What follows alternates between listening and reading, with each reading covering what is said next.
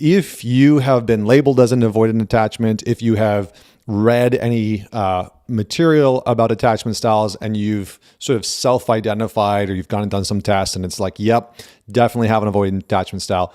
That's not a death sentence. It doesn't mean that you're going to be that attachment style indefinitely forever.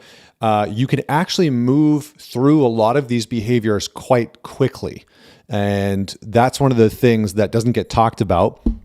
It's also interesting because when you look at some of the research around attachment styles and you look at some of the ways that attachment styles are talked about, one of the interesting things is, and I want to make this clear out of the gates, avoidant isn't worse than anxious. And I feel like I have to say that, right? So there's 3 attachment styles. There's a couple sort of like subcategories that we'll talk about and we'll focus in on other episodes. But there's secure, which is what we're aiming for, a secure attachment style. It's a healthy attachment style. You're able to be open, connected. You have a good amount of your own independence, your own sovereignty. You're able to self-reflect and understand what's happening within you and bring that into the relationship. You're able to, the sort of highlight of a secure attachment, the thing that we're all aiming for, is that you're able to balance the relationship, feeling secure, safe, trusting in your intimate relationship. You're able to balance that with independence and sovereignty. An avoidant attachment style, so that we can just define it here and now, is really a sacrificing of intimacy, closeness, connection, or relationship to over-prioritize independence and sovereignty. So avoidant attachment style can kind of be described as or defined as an unwillingness or a fear of being in deep relationship with another, an unwillingness or fear of being in deep relationship with another. It's almost like having, the best way I can describe this, and I said this to somebody in a session once who was an avoidant attachment style, and he was like, holy shit, that's it. It's almost like having an allergic reaction to intimacy, right? So you have this like allergic reaction as soon as you start to get too close to the other person, as soon as this sort of depth of intimacy starts to show up, you have this almost like allergic reaction that causes you to pull away, that causes you to shut down, or that causes you to push the other person away with various tactics. And we're going to talk about some of those tactics that show up because they can be very helpful for helping you to identify specifically when your avoidant attachment style is starting to come up, when it's starting to flare up like gout, I guess. But what we're going to be talking about today is dismissive avoidant attachment, dismissive avoidant attachment.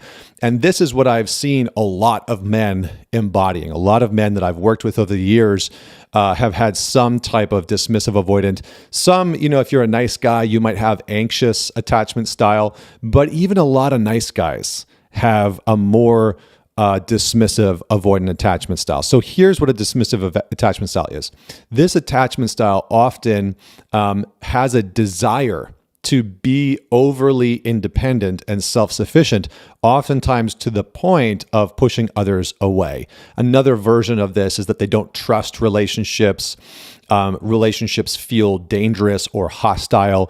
Getting too close to other people, maybe because of a betrayal in previous relationships or early on in life, has caused some type of very deep mistrust that intimacy, relationships, closeness are a safe thing. And so it literally feels in the body like this is not safe. And I need to protect myself from it. Like I need to protect myself from intimacy. I need to protect myself from closeness. And oftentimes, people that have a more avoidant attachment style prefer not to rely on others and not to have other people rely on them. Now, there can be variants of this, right? You might be an avoidant attachment where you're like, I'm okay with other people relying on me. I like that responsibility, but I sure as hell am not going to rely on other people.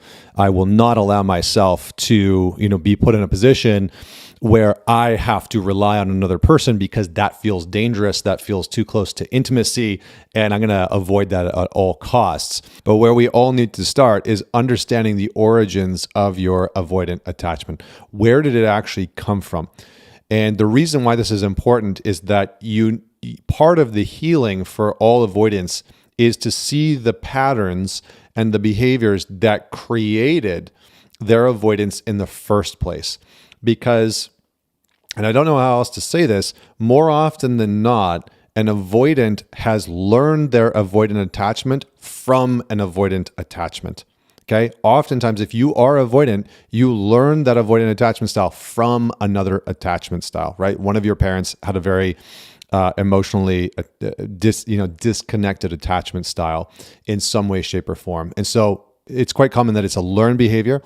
And if you can start to see the patterns in your parent, and this is the hard part, but it's the thing that we all need to come into contact with if we are the avoidant person, what we start to see is that we are putting our partner in the same position that we felt we were in growing up. Okay. We're putting our partner into this position where they're starved of the connection, the intimacy, and the closeness that they're wanting. And that's a very similar position that we were in when we were a child with a caregiver or with somebody that we deeply loved.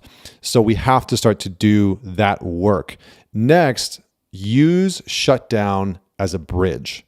Use shutdown as a bridge. Now, this is a really, really important one.